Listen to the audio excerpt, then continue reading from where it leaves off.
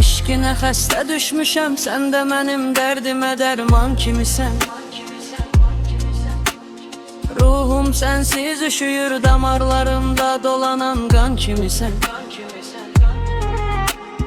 Mən səni sevməyi günah eyləmədim, həyatımda səhv eləmədim.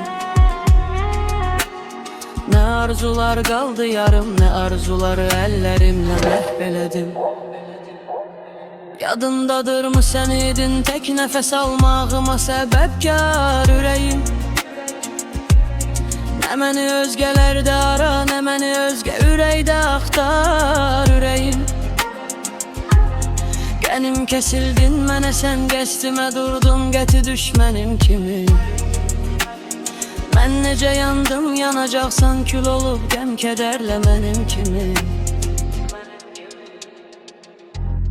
Sessiz olub tək gecələr sızlamışam, ağlamışam.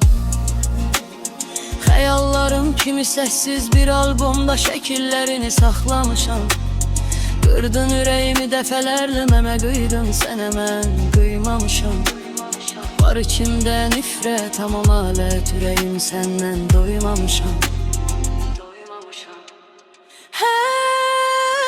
Həyatdır eybi yox, nə vaxtsa gələrik üz-üzə qismət.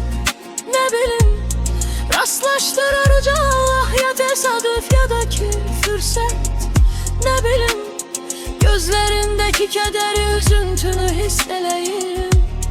Baxım keçin, göz yaşı tək yanaqlarına damla damla narımlar.